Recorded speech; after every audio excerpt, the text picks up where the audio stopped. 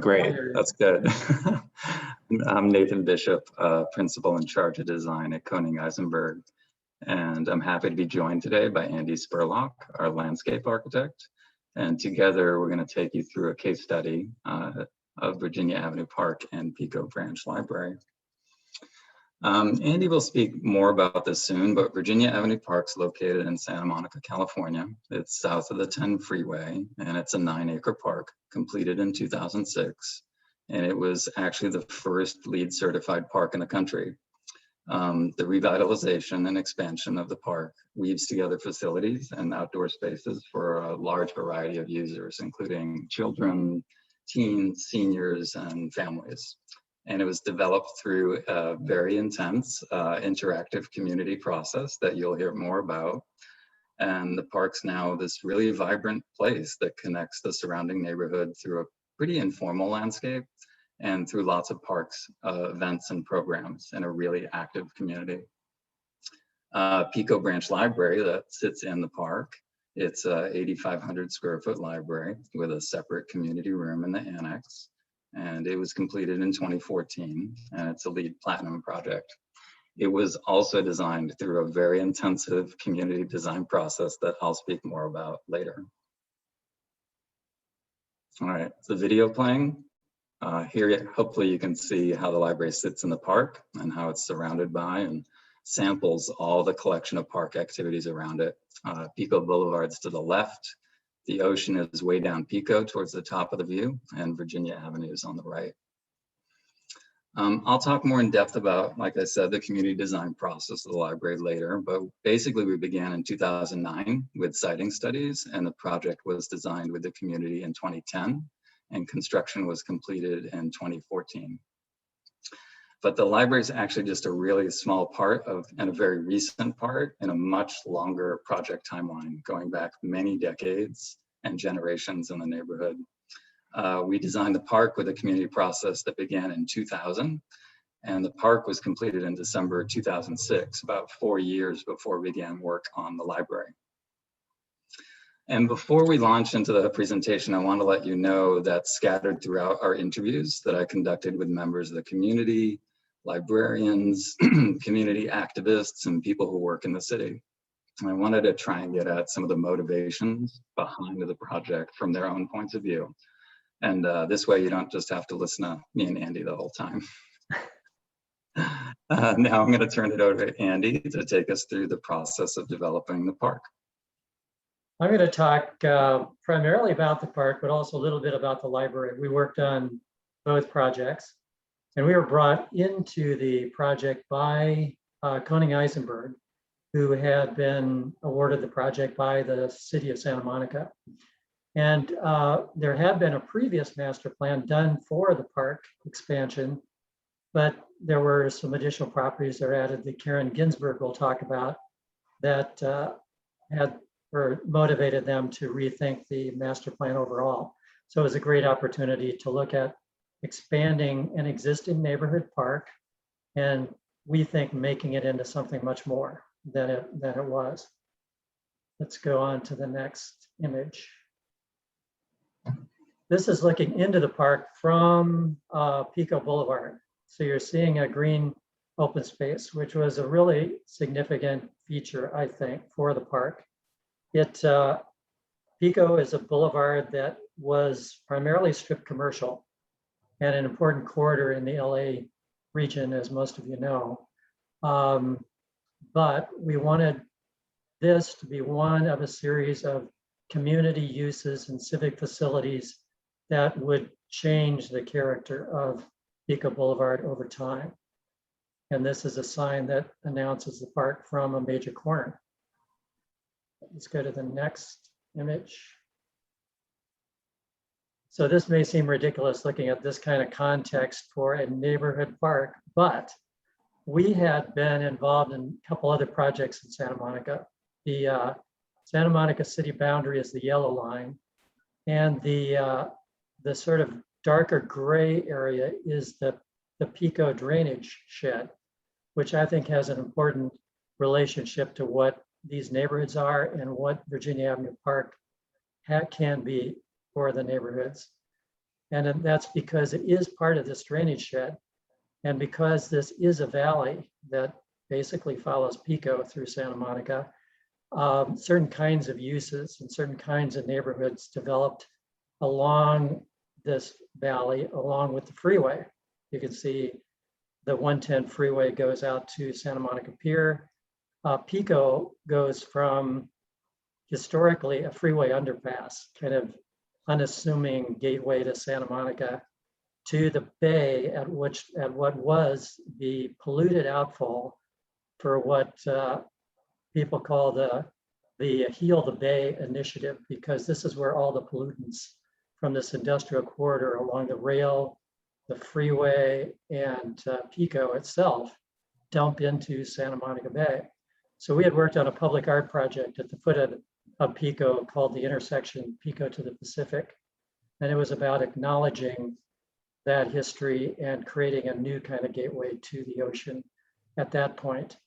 And then at the same time we were working on the park, another landscape architect was working on a landscape master plan for Pico Blvd, with the idea being to transform it into a community corridor. And the drainage is also important for how we handled stormwater. We were working with, I'm blanking on our civil. This KPFF. Yeah, KPFF, who had done a lot of work for the city looking at green infrastructure. And that's one of the ways we started thinking about this becoming a LEED certified park, and it's a LEED Silver park. The green dot is the park. Okay, let's go on to the next one.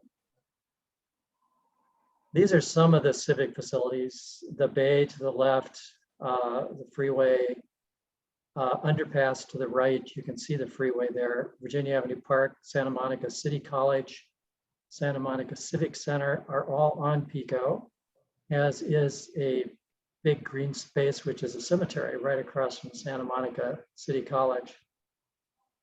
You can see this kind of valley character and the difference in scale of the buildings that are along the rail corridor on the west side of the freeway or the north side. And then I'd call it the more multi-family district that's between Pico Blvd and freeway. Let's go on to the next. South of Pico is a single family neighborhood. You can see that change of texture, character, and social fabric as the contrast here. And thinking of the social fabric is what got me and Nathan and thinking about weaving as an idea for the park and for the buildings, that we really are trying to weave together across what had been a big barrier in Pico Blvd, the single family neighborhood with the multi-family neighborhood, connect the single family to the park. And one of the ways that our firm thinks about designing any project, no matter how small it is to think about how it ties into the bigger context and how it relates to other projects we're doing to make something part of a bigger whole. And also to what Katie Spitz was doing with Pico Blvd. She was a landscape architect who was working on that. So you can see the park, the green area in the center of this slide was the original park. The gray area to the right of the green area is a site where they had demolished a big box store. That was becoming part of the park. And then the buildings that were acquired are on the left of the green along Pico. Let's go to the next. You can see there's nothing, it's just almost an anonymous piece of green. This was the original park before we started working on it. But it had some great trees, and saving the trees, moving the trees became a big part of the idea. We wanted some big trees in the new part of the park as well, which helped to unify it. Okay, next.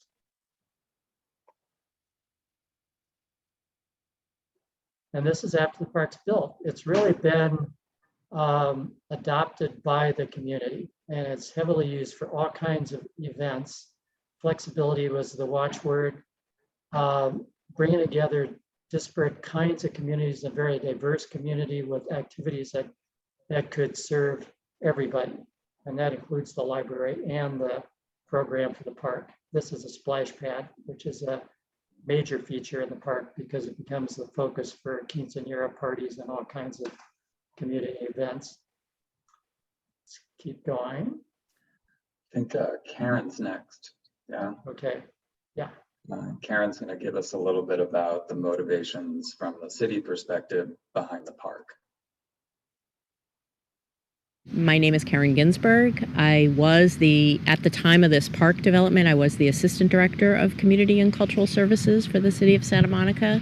And in that role, I was responsible for capital projects from the client's point of view. So we were the client department. We worked closely with the Public Works staff, particularly in architectural services, on the project, but even more so with the community to develop the community vision for the park.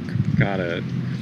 So this park was in existence. It was about just under 6 acres at the time, and the city had acquired additional property, the corner of Cloverfield and Pico, which had been a Smart and Final, and it had acquired it sometime in the past, and it was pretty much just a vacant site. The building was not there anymore when I got involved. And there was a planning process that happened before my time for that project, and it was to expand the park.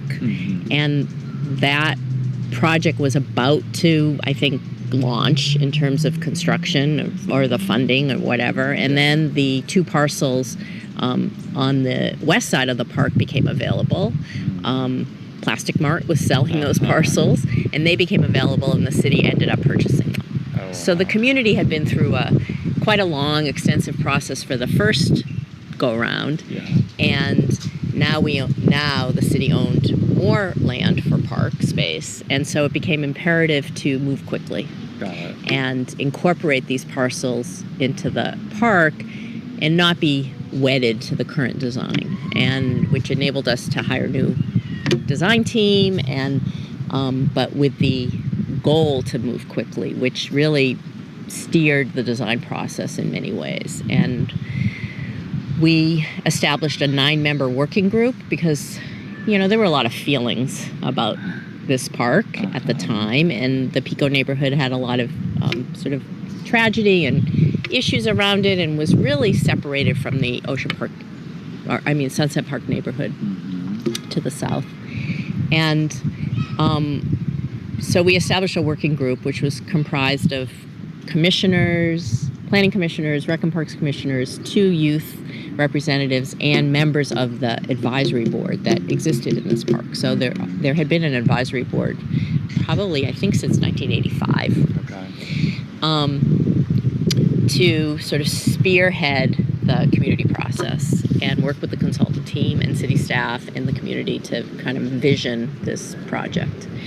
And that mandate was, let's finish it quickly. I think there was suspicion. We had to allay suspicions that the city was just going to do what it wanted to do and not, discard the community process. And community process was, kind of new.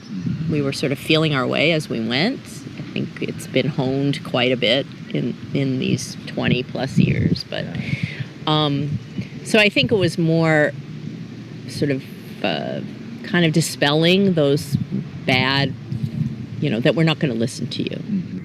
I would say in terms of community process, I personally learned to listen more and not jump to a conclusion and take the time to take people through a process. I also learned a lot about the lack of jargon and using sort of common words that people can understand, and drawings that people can read, and models that models will go a long way. They cost more, but they go a long way. And I think patience is the other thing. And I also think, serving the community is only one piece. It's not everything. And you really have to talk to people and gauge sort of where they're at and everybody has something to contribute. And I think kids play a big role. And so the more we could involve youth in processes, and we weren't always that lucky. Yeah. I think that just is helpful. And then the other thing is Spanish language. Being willing to translate, take the time, find the right person to do that work, so that people feel engaged and not everybody comes to the table in the same way. Yeah. You know, it's not one size fits all. And then we also have some information, interview with Alex Munoz from the community perspective behind some of the things that Andy was talking about the park. I didn't know anything about the city's motivations. What happened is one of my, I coached football through Crest, which is a program at the city.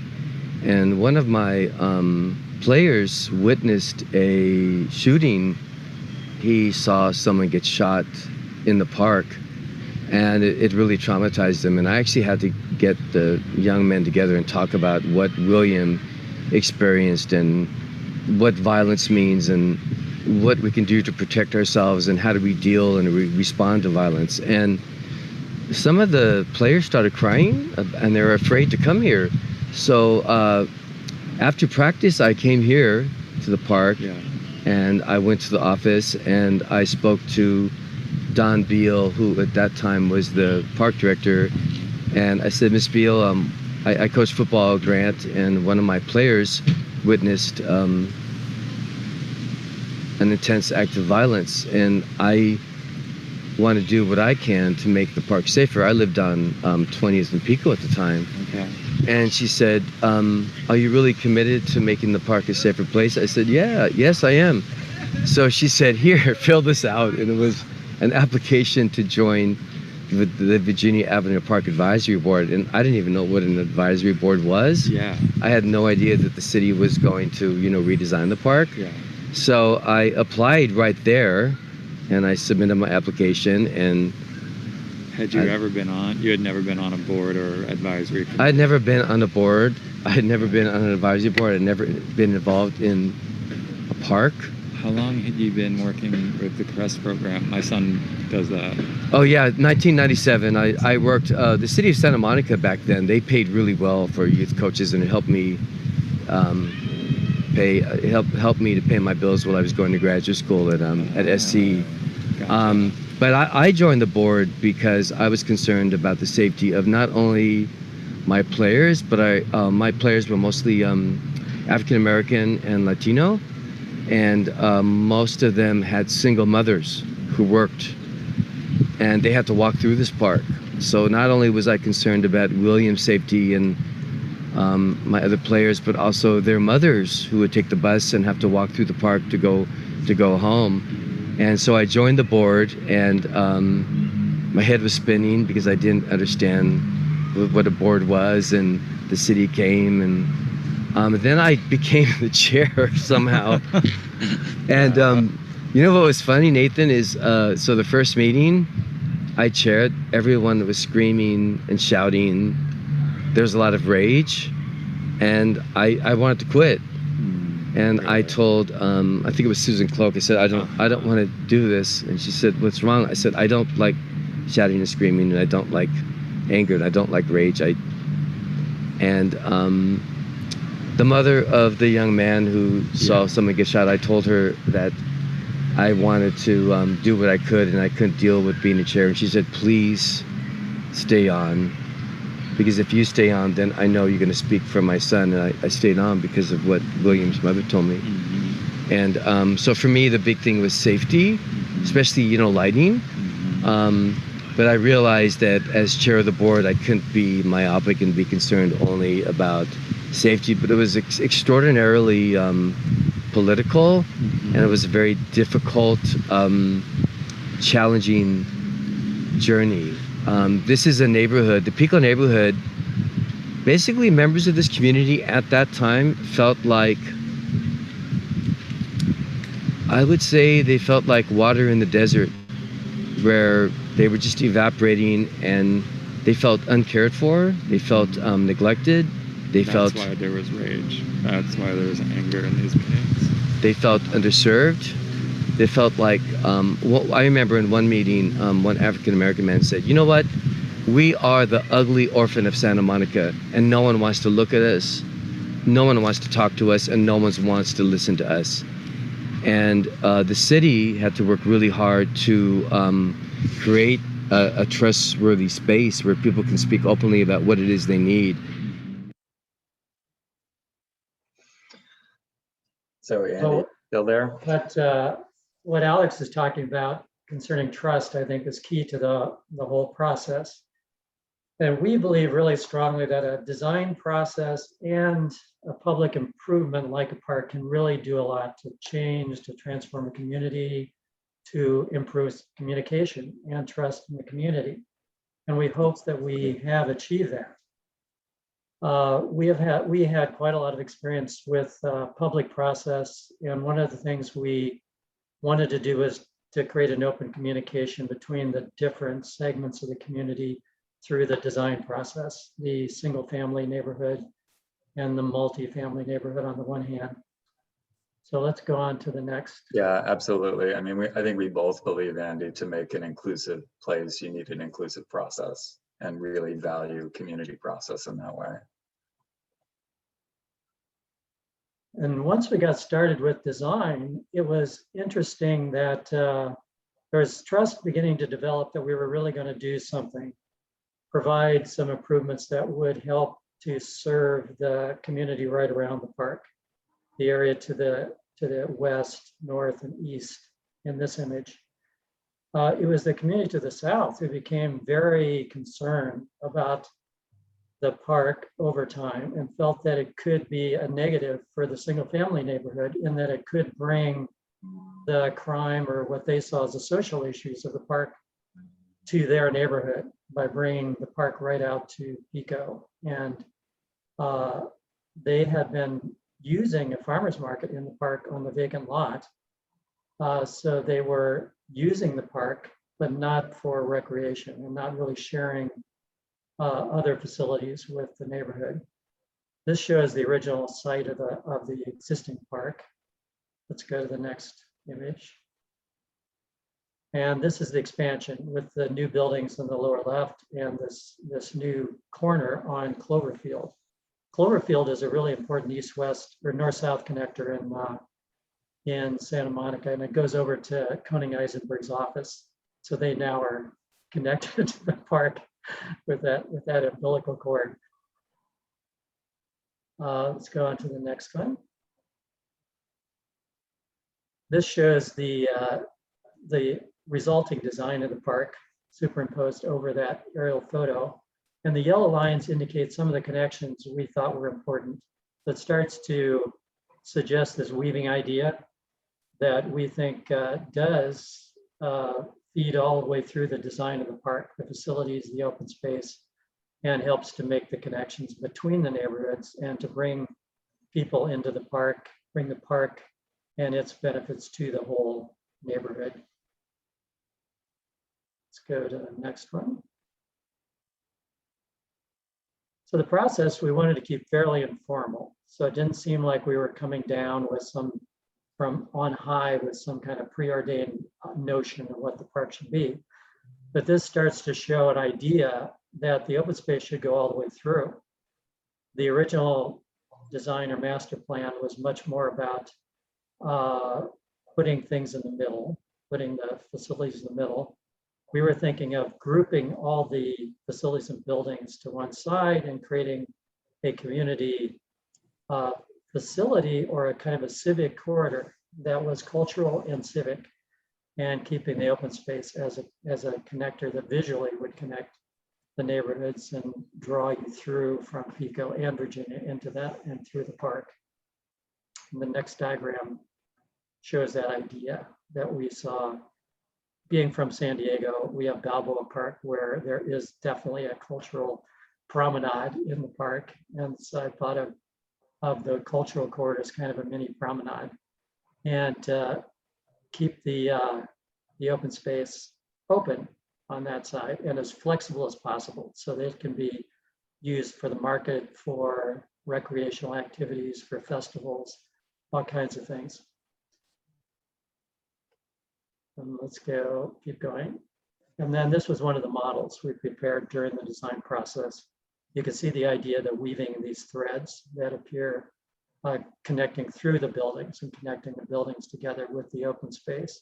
That's something that Nathan will talk about then in the design of the library, that the buildings are part of the landscape because they help to define spaces that connect inside and outside. And there's a square in the center, which is that orange rectangle. There is a splash pad that opens out to the Virginia Avenue community to the north. And then the farmer's market is the rows of trees that become a flexible plaza for all kinds of uses. That's a decomposed granite surface. And the stormwater drainage happens under the park because this is a high water table area that is part of the Pico drainage. And then there's also a police substation in the park, which is one of the buildings on the lower left, the teen center. And there was the original community Thelma Terry building in the center that KoningEizenberg reimagined as a different kind of facility. And then the play areas are those eggs in the middle. And play areas are a key to changing the social structure of a whole neighborhood.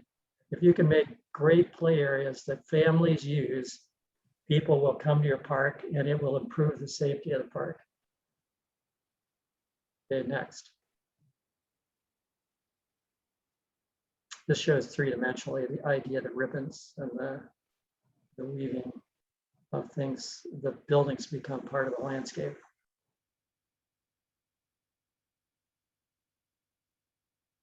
And then an interesting idea was how to put parking in this park.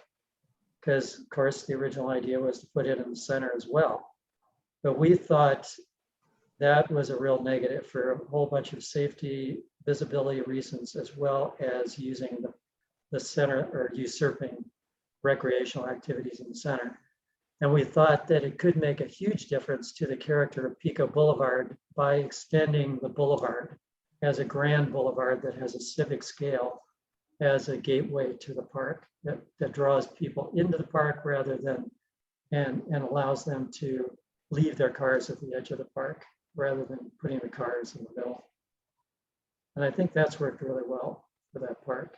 Then there's an overflow parking area that's also treated with turf that's shown as the tan band along Cloverfield on the foreground. Okay, keep going.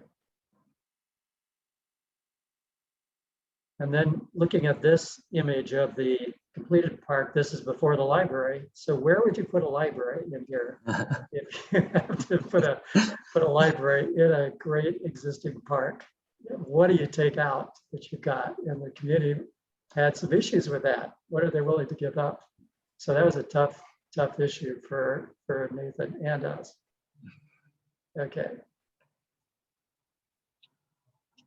Farmers market is a great activity that happens once a week and gets a lot of people from the whole community, not just the adjacent neighborhoods. Yeah, this is another view before the library went in, where you can actually see at the back of the farmers market, the back of Thelma Terry. There was a lot of concern about putting the farmers market in the park. For example, one of the residents from Sunset Park area south of Pico said, looking at the model of the park, this park, she says, is like a bowl of cherries that has been sitting too long. It looks pretty on the top, but underneath those cherries, it's rotten.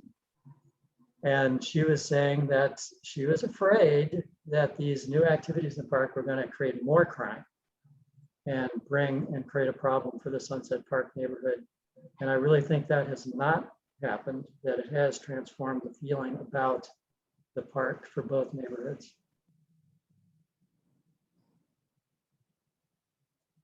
This is the splash pad. Kids really love this. And with that, I think I'll take over and start talking about the library. Thanks, Andy. So Pico Library. So I said before, we began the process of developing the library back in 2009 with siting studies. And the project was designed with the community in 2010 with 5 community design workshops, and the building was done by 2014. We first held a series of community workshops to look solely at the placement of the library in the park, as Andy alluded to, and evaluate different options. And, we wanted to build on what the park had already done. We wanted the library to also weave together spaces and people, and we wanted to find the best spot that it could do that in. So a series of locations were studied with the community, and there were 3 concepts arrived at. First was on the upper right there, that the farmers market would surround the library. You kind of put the library in the market. The second idea was that you put the library along the Paseo and the market, kind of along that cultural corridor Andy was speaking about. And the third one was as a backdrop to the market up against the back of Thaumaterre. And there were a lot of competing interests between city groups, the community, and park users. It was not easy to find a spot for the library to continue to connect. We knew we couldn't take up any useful open space, and it was really a challenge in such a well-used and active park. But the preferred location was the backdrop to the market. And it was preferred for a number of reasons. As the community said, it was located in the heart of the park, and its placement felt equitable to both the neighborhood to the south and north of Pico. And it located the library in a place that allowed it to sample many activities. It also allowed for easy connection to existing park programs and the adjacent buildings through the annex. And it could also get great views to the farmers market and feel visually connected to all the activities in the park, creating what I have come to call sticky spaces, or spaces that feel like they're intertwining multiple experiences and people together, and that allow or encourage people to linger. They're weaving people. They're weaving, yeah. Place. Really push that weaving as far as it can go. Now I'd like to let Karen speak a little bit about the motivations behind the library from the city perspective. Like, why was a library important for this neighborhood for so long? What was it about having a library, you think? Well, every neighborhood seems to have a library in this city. So Montana Branch, Ocean Park Branch, Fairview Library, the main library, and then the Pico neighborhood didn't have a library. So that probably was the initial motivation. But I think literacy is probably right up there, and what it means to a community to have a library. I mean, you've like succeeded in this sort of education, literacy, all of those things. And so I think that Fairview felt too far away. Yeah. And to be perfectly honest, from a city staff perspective, we didn't understand that terribly well, but I do understand that now. It felt far. You crossed Pico Blvd. You went, for a kid, you went all the way down 21st Street. Yeah. And you got to Ocean Park, and that's where that library was. Yeah. It didn't feel like part of this neighborhood. Yeah. Yeah, that's kind of, distance alone, it's got to just feel like there is something about this neighborhood, and even though its edges feel amorphous, that feels like somebody else's neighborhood. Yeah. Somebody else's library. Yeah. Yeah. Do you remember I remember in the master planning we went through a lot of, should we put the library here, should we put the library there? Do you remember anything? Did you ever come to some of those community meetings, or? I don't think I probably did. I don't know. I do remember you looking at different sites. We did, yeah. We looked at, along Pico, which from Yes. what I remember was a city desired location because of ideas about foot traffic and visibility. Yeah. And that was kind of like, that was an interesting, from my point of view, a kind of interesting tension between the idea of a library and the kind of idea that the neighborhood had for the library, which is somewhere between community center and library. Yeah. And I think what was vocalized at the time was that it's going to feel too much like Their south neighborhood. of Pico's neighborhood library, then it will feel like ours. Yeah. And that we found a sweet spot in the middle, at the heart of the park, which was from what I remember, pretty kind of like, it felt like the back of Thelma Terry. It didn't have a great use or relationship to the, so it also kind of occupied also another sweet spot, which was don't lose any grass. Right. We need an 8,500 square foot library in a park and not lose any grass. Yeah. And you know, that process did feel like is the same thing you're talking about, where there's a real motivation for thinking of this thing as part of the neighborhood and not just, and even this neighborhood, from what I can, you know, understand, thinks of it, or did largely think of itself as in two parts. Yeah. So this idea of the neighborhood in two parts, kind of north of Pico and south of Pico, it continued to affect the thinking about what the message that the library was sending, what it would be, and not just in its location, but also in its architectural expression. Even after finding, you know, a good spot for the library, we still don't know what it looked like and how it should work internally. One of the things that came out of the community meetings that was profound for me, and actually I think affected my whole career and take on community and community process, it came during a community meeting about design and the architectural expression of the building. Someone stood up and said very firmly that the building should express their particular culture and be representative of them. And there was a lot of heated discussion about this. And then another community member stood up and said, but if we make it too much about us, others won't feel like it's theirs. And this completely shifted the thinking in the room. And it really challenged me to try and think about what it means to make inclusive architecture. How do you make something that makes everyone feel welcome and doesn't exclude some form of engagement with the building? How do you make an architectural expression that was sort of, you know, empty of cultural baggage? You know, part of this time in libraries too is that they had recently undergone a kind of cultural shift in expected experience. You know, they were no longer being thought of as a silent refuge to read a book alone. And we were really embarking on creating a building that was open to the outside, had lots of natural daylight and views, and was more of a community cultural center that interconnected people within and to its surroundings and neighborhood. Kind of like a, you know, turn the whole idea of the library inside out. So I began to explore ways to create more abstract and fugitive expressions, and experimenting with landscapes, kind of riffing off the park, and worked largely through collage. And what emerged was this idea of a roofscape and a pavilion that allowed people to make their own stories about what it meant or represented. An open-ended or empty kind of representation for the building. So we began to study the roof as the main expressive and performative element for the building. And I think, Andy, did you want to say something about landscapes and buildings? Yes, I do. One of the things that was really interesting about Nathan getting into the metaphor of the landscape for the building was that I had just given a lecture at USC about landscape metaphor related to architecture or landscape buildings, because that's a typology that was developing at that time.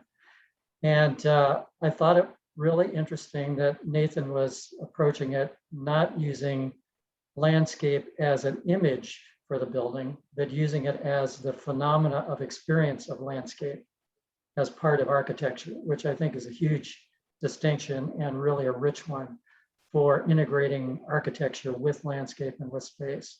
Because you start looking at the play of light, sun and shade, the making of space and the interweaving of space, and the experience of movement through space as opposed to inside and out of a container. And that was a really important thing for Virginia Avenue Park and the library, that it weave into or integrate with the space, the place of the park. Yeah, that's absolutely, I mean, yeah, we really studied together, you know, how the roof and ceiling, how they could really be shaped independently to connect people both inside and outside the building. So, you know, in the right-hand corner of this image, you can see these moments of, you know, occupation, and that the landscape and building kind of merge or get kind of stuck together. So you see the promenade slicing through the building there, for example. Oh yeah. And then there's another kind of space going the other direction, east to west, that makes a sequence of experience. Yeah. So, I mean, we studied really how the roof and ceiling could be shaped, but also so that it was able to control and shape light within the building. And a series of skylights really work to balance lighting within the building and create this sense of softly lit volumes from within. They're all lit by indirect north-facing light, the large one. And they create these exaggerated volumetric forms as well. There's a section of the skylights here. We also had to keep kind of a functional thing. We had to keep all direct light off the books at all times of the year. So the way we shaped this was controlled a bit by, you know, where on the earth the library was.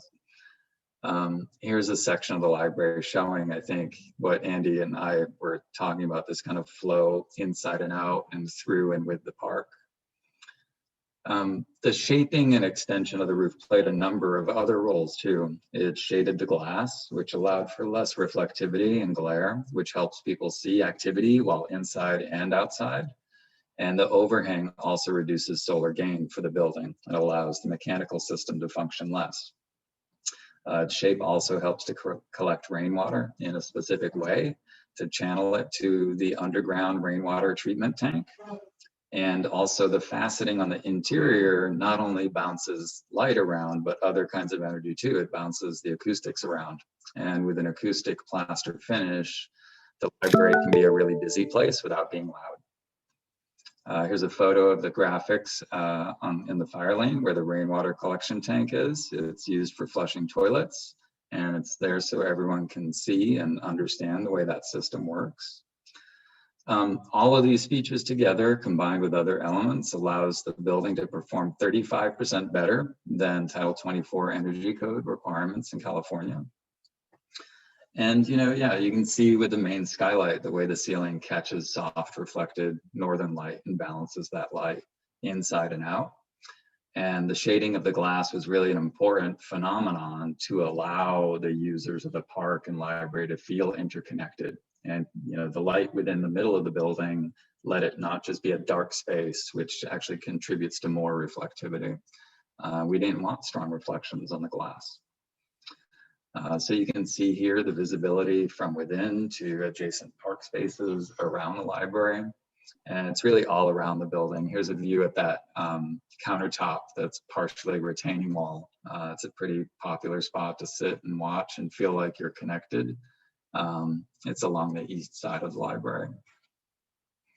And here are a few images of the final, the shaped acoustic plaster ceiling and main skylight at the entry there over the circulation desk.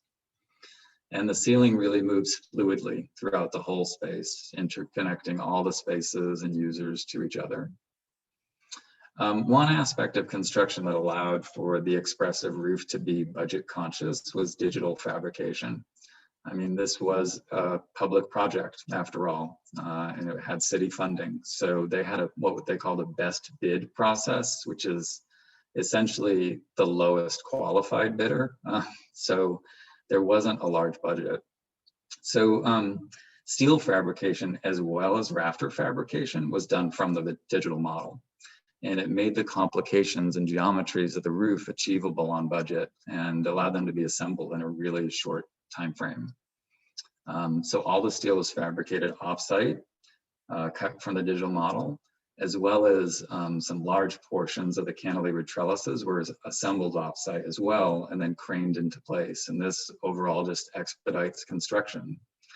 The rafters are also cut from the digital model, which allowed for fast installation on site, and were fabricated while the steel was going in. So the roof assembly happened really quickly. And these digitally assisted means of offsite fabrication expedited construction overall. So we saved on construction time and therefore reduced general conditions costs on the project. Here's an image during construction where you can see there's very little staging area because we had to keep the park open during construction. So there was very limited on-site staging area. And by having more elements digitally fabricated and stored off-site until the building was ready for installation, it let us keep the staging area requirements to a minimum and therefore maximized usable park area during construction. Now on to the design and layout of the library a bit. The plan is very simple. Starting on the right, number 5 is the adult reading area with that countertop overlooking the field. Number 4 is the computer area that you saw a picture of. Number 6 are the group study rooms that Cecilia is actually going to talk about in just a little bit. Number 2 is the main entry to the library. When you come in, you're looking at that main skylight. 3 is the teens and younger children area. Number 8 are the workrooms. And number 1 is the annex, our community room across the fire lane. And I'm going to let Cecilia describe these spaces a little bit. One particular thing is the layout. I think it was so easy for us to move from one place to another. It's still keeping it a little separate where, you know, youth services area in this area and over here. Definitely the study rooms. I never really seen as many branches. Obviously the main libraries, traditionally, they have the study rooms and everything, but not branches because of the space and how big they are. And so that is sometimes is difficult. And those are one of the things that are highly used here at the Pico branch. Yeah. I also think that, you know, those windows and making it outside and the view, it's really good feeling to be able to be there. And I think it invites people in. Because usually what you see in other libraries, they're very cozy, but they're kind of like enclosed, kind of dark, and I think the light helps. I really love the annex that is not inside, that is separate. That part of the library, the annex and the amphitheater, gave us a lot of opportunities to do programming in a very different way that libraries don't usually have. For instance, we were able to open the doors. I mean, of course, the weather here in California helps us a lot, but, you know, we were able to simultaneously do not disrupt the regular operations of a library while we were also interacting and doing other activities there. You know, we were able to showcase some of the arts that the community has done, and we involved them in that. Youth has that flexibility to go inside and out. You know, for formal meetings too, the technology in it, that is definitely a plus. Are there any activities that are cross between park and library, the annex? Yes. So the teen center at the Virginia Avenue Park is on the other side. Yes. So when we were doing anything with college prep, or, you know, they use a lot their tometary because that allows them more people. Yes. But when we were doing our financial literacy, we were able to, you know, plug certain programs around where people can actually rotate for the day of financial literacy. Obviously, the teens were able to come. We were able to put all the computers out and do a Minecraft, Oh, you know, yeah. and interact. But they're like the older kids were on the other side. So, yeah. That's really fun. This is a picture of the annex, the community room that Cecilia was speaking about. And I think this is one of those sticky spaces. You know, there's a lot of shade and shadow and texture and light that facilitate really an interconnection. You know, just its location facilitates an interconnection with the adjacent park buildings and programs and creates this hangout spot while also interconnecting inside and outside for people and the building. Here's a view from the fire lane of what the construction team like to call the golf ball building. I really love it when people make their own stories about buildings. These dimpled metal panels were, I think, another way to have the building pick up on and extend the variety of textures and patterns found in the natural setting of the park and extend that through the architecture with the offset solar panels and this kind of rich overlay of different textures and patterns interacting. So I know we're getting close to the end. In conclusion, I wanted to just talk a little bit about the ongoing life of the library and the park. they continue to function as really important neighborhood and city platforms for cultural events. Events that host a whole variety of cultures of the local residents. And they're being held throughout the entire year. The park is also a really great stop, you know, kind of one-stop shop for young parents. You've got a farmer's market, library, splash pad, and this large play area in this small-scale neighborhood park feel. And you only have to find parking once. So it's pretty popular on the weekends, which is great to see. But I mean, one of my last questions was really, it takes people to do this.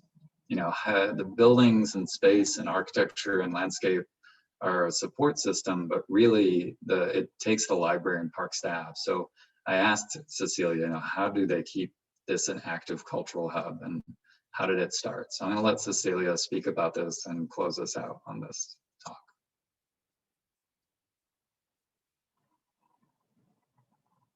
So we started with something, you know, very traditional from the library. Was the, you know, book clubs, the story times, you know, how are we going to promote? That is very our core of what we do as a library. But coming together, the Virginia Avenue Park has been doing events and park and recreation, right? So we were like, okay, how do we merge the two? And I believe that's, you know, how the arts and literacy came about. I know there were other festivals that were, you know, similar, but we were like, hey, how do we just merge literacy in it, art, anything that it happens with your park and recreation. So that was for early literacy. And then we started working with, okay, so now this is for a very particular group. What about if we enhance with what we do with teens, college prep? So that was great. And then also, how do we merge? Now we start supporting you with adult literacy. And that is when it became more about citizenship and our adult literacy, where we teach those who doesn't know how to read and write. There were one very particular for Spanish speakers, and there were some for English speakers that didn't know how to read and write. Actually working Virginia Avenue Park, how they design their programming, anything that they offer, they work very closely with their board, who they are community members. They have two groups, which is the Parent Connection Group, the PCG, I believe. And then it is Familias Latinas Unidas, who is FLU. So they come together, they meet, the park really work really closely with them on, you know, their meetings, also develop them as leaders. And then as the library comes, and we plan together. We actually talk and said, okay, with the park and the community. And then obviously, you know, anything that we can share, everything else that we're doing as a library system and the opportunities that are out there, that's how we come together. And it's a lot of meetings, but also they're really good. And there are also many of them with the school district as well. Yeah. We come together and we plan the daycares that are around, nonprofits. So it's either we go to them, they come to us, and then we involve the parent just to make sure that we're going in the right track. Yeah. More that I learned about the library in a park, the more interested I got and the more excited, because even though it wasn't the first library in the United States in a park, certainly was in West LA in this area. And the opportunity, and also understanding the role of the Virginia Avenue Park with the library. I think this park was very much built up and actually, how I can say, developed because of the neighborhood and the activism of the community. And I thought that was just really unique to see how the community, the city, and everyone, you know, around was really supportive, and to try to work, the architects, everyone really put in their little sense to make it successful. And over the years, I feel that community has really embraced it. It is the gem of Santa Monica. I feel that in the city, everybody, when they talk about, work, community, diversity, inclusion, they always look at FASLA Avenue Park and the library in this area. And yeah, that's the conclusion. So in summary, that's a part of the story of the park and the library. And thank you for joining us, and thanks Andy for joining me. And I think we're happy to take any questions. Thank you so much. I needed that. I think that this is such a beautiful project. And here, I'm going to just stop your sharing. Okay. So we can see you. And everyone, please put your questions in the chat. I know we have a small group today, but I'm sure someone has a question out there. I know I have one question. I love parks. They're been such a big part of my life. I love Central Park. Growing up in Minnesota, Minnesota has some of the best parks in the country. And everything evolved around the park and the library, and that's where we did all of our activities. But that's the only thing that we had, and free programs. And so combining those two, getting the kids to the park, but then also just so close to the library, it just gives them access to so much more and another safe space to be at. So my question is that the city of Santa Monica has done such a good job with this park, is if you know of any other parks that are looking to build libraries within them, or any other good examples that we can learn from. No, but if you hear of one and they're looking for an architect, I will let you know. Yeah, no, I mean, there are other examples. I know actually down near you, Andy, I think South Laguna or Laguna Beach has a park and a library.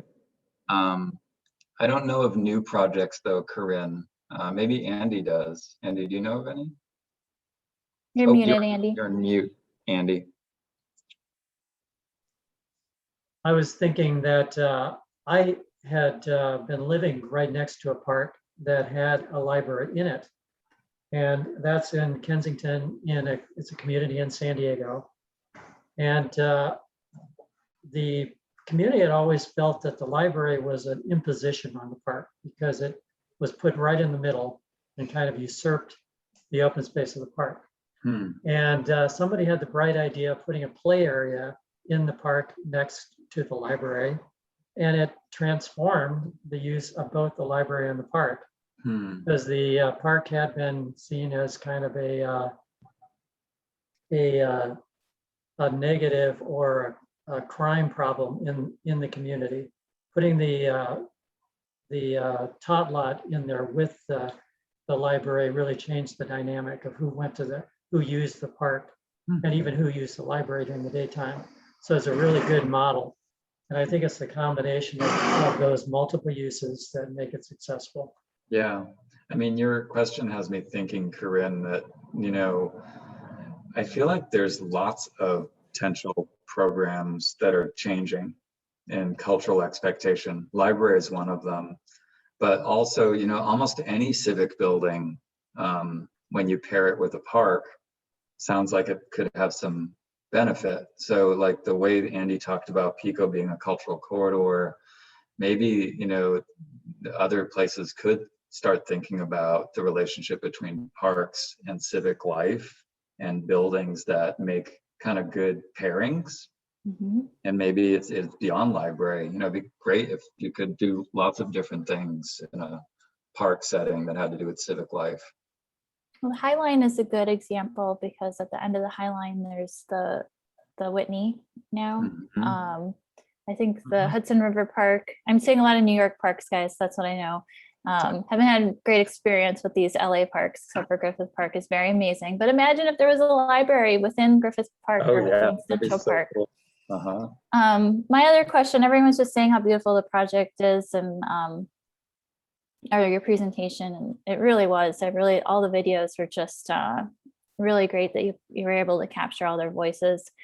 And I was wondering about if and I'm sorry if I missed this, if there was discussion about putting up a large fence around the park at any point, because, and with the library, because I know a lot of times people want to put up a fence because they think that makes it safer, but often it just keeps people out. It's interesting you bring that up. Actually, Andy, do you want to talk about the discussion of the pool versus splash pad?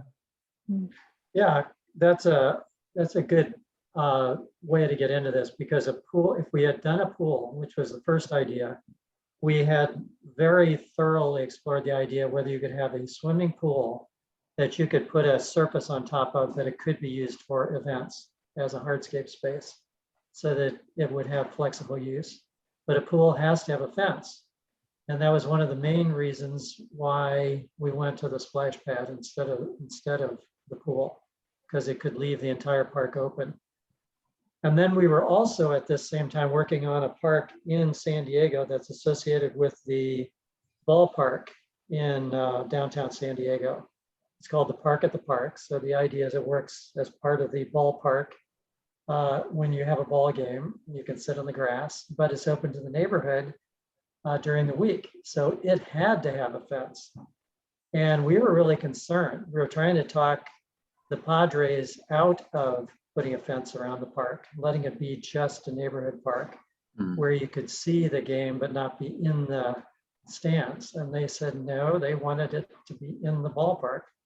And then the community came out and supported the idea of having the park fenced, because East Village, where the ballpark is, has a crime problem, or had a very serious crime problem at that time, and also a large homeless population. So there's a lot of concern about homeless takeover. And the fence has worked okay because it opens really wide. The idea was that the edge of the park is defined by what were existing buildings, and that the opening feels broad then to welcome you into the park during the daytime. You aren't entering through a gate to get into the park. And so if you do have to fence a park for a social reason, which we think can be true, you want to be able to minimize the impact of it on as feeling like a barrier to the park.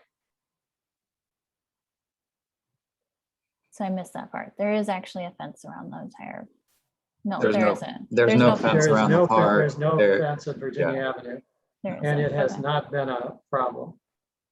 And when there is no fence, it's imperative to maintain visibility into the park. And then there's the idea of the police substation there as well, that you're creating several kinds of eyes, not just the community having surveillance of the park, but also. Which, yeah, by the way, the police substation closed years ago. They closed it because the safety just. How long the did group. it exist after? You know, I'm park not was sure. It was it was a few years. It was there for a while. And it was one of the reasons why we didn't have to talk about fences, because they had the idea that they had police presence there. Yeah. I saw there was a question, I think, from Barbara. Are there other questions? Karen? Yeah, I think it's just people are just saying nice comments, but Barbara, do you want to unmute yourself and say the question to the group, or I can just read it for you? Okay, hi. Yeah, I was just wondering, you had so many ideas about the building, about the park. Are there some wonderful ideas that you wish had been incorporated and weren't incorporated, or they'll go for your next building?